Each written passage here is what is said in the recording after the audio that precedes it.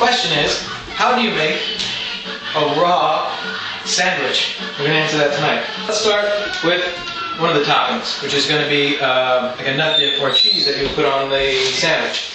So this is probably modified from a recipe from one of the popular raw food books, probably either Matt Amson's book or the Raw Food Real World book.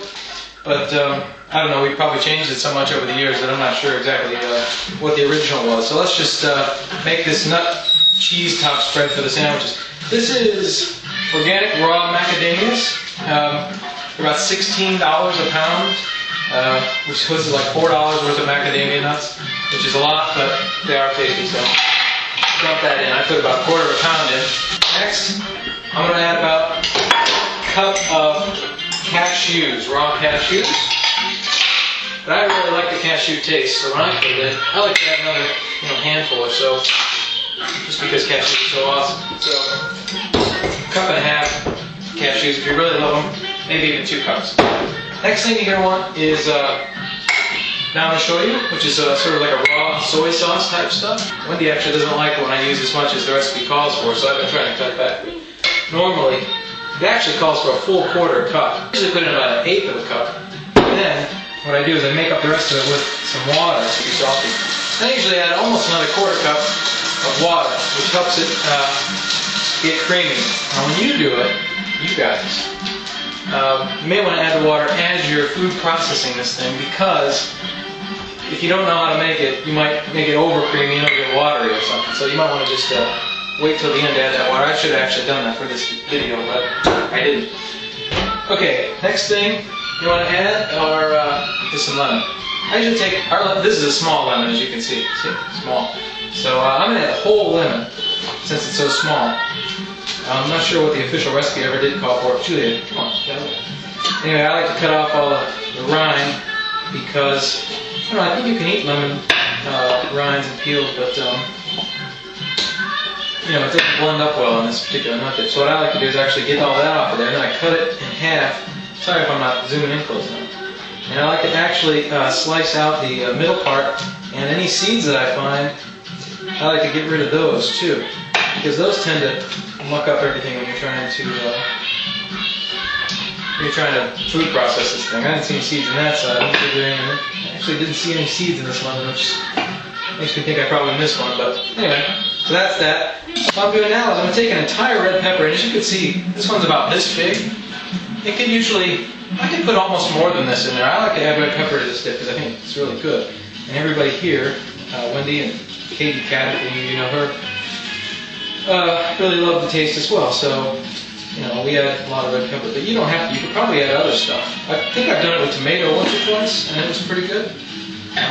When I was out of peppers, or when this was out of season or something. So what you got to do is cut these up real good. Well, you don't have to cut them up, but you have to, de-rib it, wash it off. De-ribbing sounds kind of naughty, actually, but I guess that's what it's called. Anyway, so there's that. And let me just do the other side while you all wait. There you go. Wasn't much to that one. I like to just make sure you wash it off. You saw about how much red pepper I put in, right? Okay. So that's like 1.5 of those. So, I don't know if you can see this. These are our super hot red peppers that we grew here in Pittsburgh over one of the last couple of summers. Peppers grow really well here in the summer. It gets pretty hot, actually, or it has lately. And so these are like fiery hot. I don't know if these are serrano peppers. I don't think they're exactly cayenne. We have cayenne as well, but I think we've used them all. So I need to put about 2 of these in, which is about that much. And of course, I pop the tops off and squeeze it over the trash can to get the seeds to come out. If you're really brave, you can leave the seeds in, but you're going to regret that, I think, later. So just put a couple of those in for some flavor. This one was just to show. Okay, next thing. Garlic. Now, originally we used to really load this thing up with garlic. Like, seriously. I put like maybe 2-3 cloves in. But, Wendy's not crazy about garlic, and she's been avoiding it a little bit these days. So, I'm going to put 1 in. She can usually deal with 1, just for some extra flavor. So I'm just going to pulse it first, a few times. The reason I don't just turn it on is because it gets, still the nuts and everything sticks to the side. So just want to do it a little bit and then open it back up, scrape it all down back in there so it doesn't, so you don't leave a bunch of chunks on the side. They don't get caught. You go like that. That actually works pretty good. It took a lot more water than it usually does. It's gonna dry batch. You kind of gotta just play that part by ear and just you gotta develop a feel for how creamy you want the nut dip when you do it. So that's about as you can tell it's pretty thick. It's a pretty thick, creamy thing. Okay, I'm actually gonna stop this and start it again in a minute. Okay, good. As you can see, here's the nut dip. T minus 5 seconds has elapsed since I last pressed the button. Actually, it's more like 5 minutes because when we clean the food processor out after this nut dip, I usually do more of a thorough job because I like to kind of, run my finger around and lick it off because it's like so good. I don't like to waste anything. Versus like we were making some kind of sauce or something, and we would just totally rinse it out. So that explains why we're like 4 songs ahead on the CD now. But anyway, this is a nut dip that is kind of our topping. So I'm going to give 2 different ways to enjoy this nut dip. One of them is a little more indulgent than the other. Let's start with the more indulgent one first. This is, we didn't make our own dehydrated bread. We have before, but it's very time consuming, and the local co-op has this Sunflax original Love Force bread, which is very good. They make a bunch of different flavors. They make Italian, and they make focaccia. Very good. Anyway, so the original is kind of what we buy the most of because it doesn't clash with it. You can make a bunch of different things with it. This is the part where I hurt myself. Not here we go. Perfect. So you got to get a knife in there. You have yourself a nice raw flatbread. So as I said, this is probably the more indulgent version of the sandwich since it's totally not 80-10-10 compliant, I guess you might say. But anyway, especially considering this bread wafer here is all dehydrated nuts, but we're putting more nut dip right on it. But basically, we like to just sometimes, when we get hungry, so spread the nut dip on there. Maybe I'm being a little conservative, so it's not so embarrassing how much I actually eat sometimes. But hey, it's all healthy. So anyway, so you put some of that on there. Now, what I like to do is just put some onion on there too. Onion is awesome. So let's put that on. That's probably enough. Maybe load it up with some red peppers, which I cut into strips. I told you I had those other ones out a few minutes ago. This is why. It's a great topping. Normally, we would also, I like to cut cucumbers into in such a way that they're kind of long, flat pieces, and I'll put those on there too, because it's hard to put round ones on and stack them nice. But if you make nice, long, flat slices, you can just kind of stack them up. The dog is outside the bar. But we were out of cucumbers. All of Pittsburgh is out of organic cucumbers right now, so we just have to deal. Tomato, we got some tomato here? Hold on a minute, I'm going to close the door. Be right back.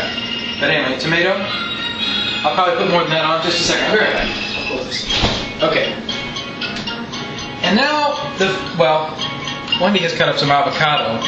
So there you go, Wendy. I showed everybody what you're going to eat on yours, but not on mine. This is going to be my sandwich. So I'm not a big avocado fan myself, which everybody in the household is happy of because it's more for them.